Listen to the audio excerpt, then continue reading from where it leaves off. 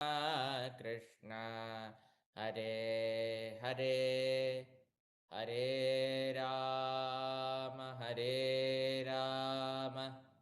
राम राम हरे हरे హరే కృష్ణ. అందరికీ సాదర ప్రణామాలు. 15వ అధ్యాయం శ్రీమద్ భగవద్గీత పురుషోత్తమ యోగా. మీ అందరికీ స్వాగతం. నిన్నటి రోజున మనము త్రిగుణముల గురించి నేర్చుకున్నాం. 3 గుణములేంటి, సత్వ రజస్ తమో గుణములు, వాటి యొక్క లక్షణములేంటి, ఆ లక్షణములు ఉన్నవారు ఎలా దాన్ని ఆ ఆచరణ ఎలా ఉంటుంది, ఆ లక్షణములను ట్రాన్సెండ్ ఎలా చేయాలనే విషయాలని నిన్న విన్నాము. ఈరోజు 15వ అధ్యాయంలో పురుషోత్తమ యోగంలో ఎన్నో చక్కటి విషయాలు స్వామి ఉపదేశం చేయబోతున్నారు. ఈరోజు ఏ ఆకరణం ద్వారా మనం ఈ యోగాన్ని వింటున్నామో, ఈ అధ్యాయాన్ని వింటున్నామో చూపిస్తాను, జాగ్రత్తగా గమనించండి. ఒకటి HOME అనే ఒక అకరణం ద్వారా మనం వినబోతున్నాం. Home. First home or hotel ఏంటో ఈ తర్వాత చెప్తాను, ఇప్పుడైతే రాసుకోండి మీరు. ఇల్లా లేదా హోటలా ఫస్ట్ విషయం. On and on, over and over again అట ఓ అంటే. దాని తర్వాత మళ్ళీ M for maintainer of body mind and soul. ఈరోజు మనం ఎవరైతే మన శరీరము, ఆత్మ మరియు మనస్సును మెయింటైన్ చేస్తున్నారో వారి గురించి నేర్చుకుంటామట. తర్వాత ఈ ఫర్ ఎసెన్స్ ఇన్ 3 వర్సెస్, 3 శ్లోకములలో పూర్తి సారాంశము మొత్తం కూడా, వేద సారాంశము మొత్తం కూడా మనము ఇక్కడ తెలుసుకోబోతున్నాం. HOME అనే ఒక సారాంశం వల్ల మనము ఎందుకు ఈ హోమ్ అని ఇచ్చారు ఈ అధ్యాయానికి కూడా మనకు తెలుస్తుందండి. ప్రతి అధ్యాయాన్ని ఏదో అలా డైరెక్ట్గా ఇవ్వలేదండి అక్రోనిం. అది చాలా ఆలోచన చేసి ఇచ్చారు. ఏ ఏ అక్రోనిం ద్వారా ఎలా మనం నేర్చుకోవచ్చు అనే విషయాలన్నీ కూడా దాంట్లో పొందుపరిచి ఉన్నాయి. సరే, ముఖ్యంగా మనం ఈ అధ్యాయంలో మన ఇంటి అడ్రస్ తెలుసుకుంటామటండి. మనందరి ఇంటి అడ్రస్. సరే, ముందు వస్తుంది, అంత లోపల ఫస్ట్ శ్లోకం ఏంటో చదువుదాం ఒకసారి. శ్రీమద్ భగవద్గీత 15వ అధ్యాయం 1వ శ్లోకం. श्रीभगवानुवाच ऊर्ध्वमूलमधःशाखम् अश्वत्थं प्राहुरव्ययम् छन्दांसि यस्य पर्णानि यस्तं वेद स वेदवित्. శ్రీ భగవానుడు పలికాడు, వేళ్ళు పైముఖంగాను కొమ్మలు క్రింది ముఖంగాను వేద మంత్రాలు ఆకులుగాను కలిగిన ఒక నశింపులేని అశ్వత్థ వృక్షము ఉన్నది అని చెప్పబడింది. ఈ వృక్షమును తెలిసినవాడే వేదములను తెలిసినవాడు. ఒక అశ్వత్థ వృక్షం అటండి. ఎలాంటి అశ్వత్థ వృక్షం అట అంటే వేర్లు పైన ఉన్నాయట, దాని యొక్క కొమ్మలన్నీ కూడా కిందికి ఉన్నాయటండి. ఎంత విచిత్రం చూడండి. అలాంటి చెట్టుని మీరు ఎప్పుడైనా చూసారా? ఎవరైనా చూసిన వారు ఉన్నారా అండి? అలాంటి చెట్టు ఒకటి ఉందటండి. దాని గురించి భగవానుడు చెప్తున్నారు.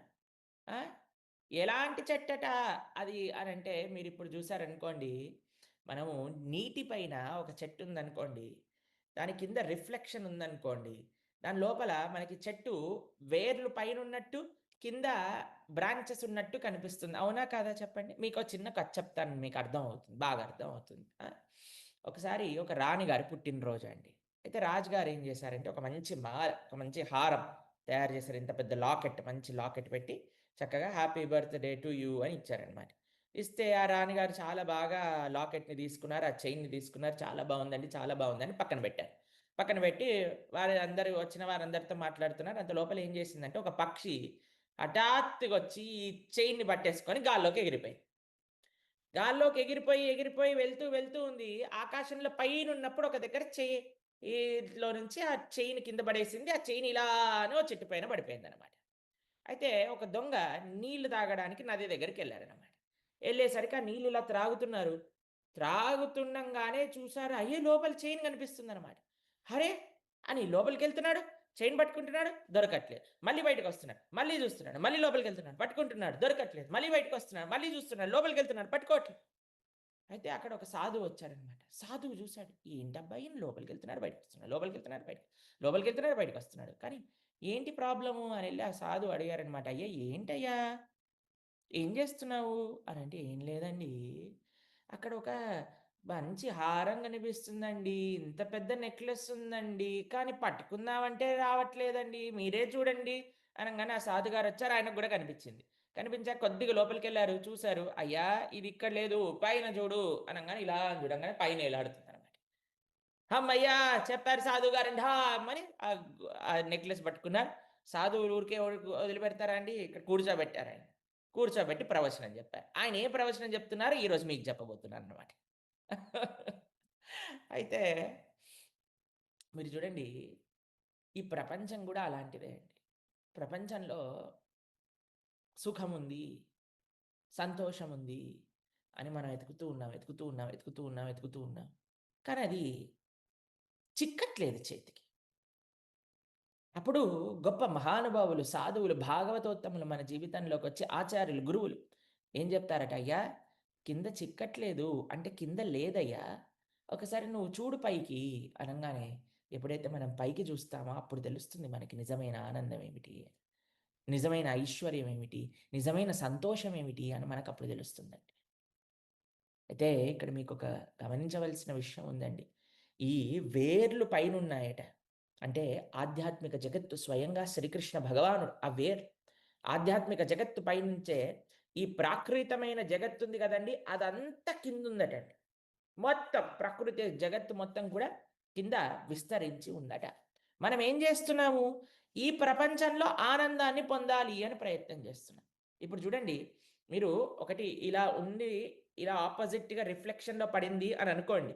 అప్పుడేమవుతుంది? ప్రపంచంలో ఈ ఆ పైనున్న దాంట్లో ఏదైతే అన్నిటికంటే మీదుంటుందో, ఆ రిఫ్లెక్షన్‌లో అన్నిటికంటే కిందకొచ్చేస్తుంది. అవునా? కాదా? మీరు చూడండి, ఆ లోకంలో అన్నిటికంటే గొప్ప వస్తువేంటి అనంటే ప్రేమ.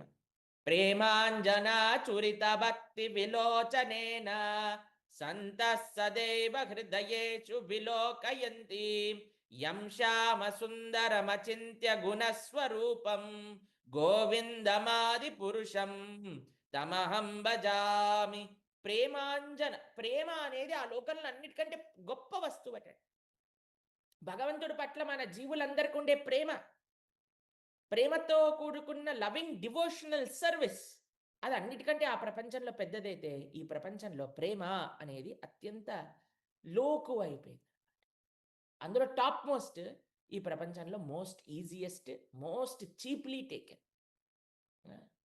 ఇప్పుడు చూడండి, ఈ ప్రపంచంలో ప్రేమ, ప్రేమ అని అంటున్నారు. అసలు ఈ ప్రేమ ఏం చేస్తుందో ఒకసారి మీరు లాస్ట్ ఒక కొన్ని నెలలు న్యూస్ కానీ మీరు గమనించారనుకోండి, ఈ ప్రేమ వల్ల ఎలాంటి పరిస్థితులు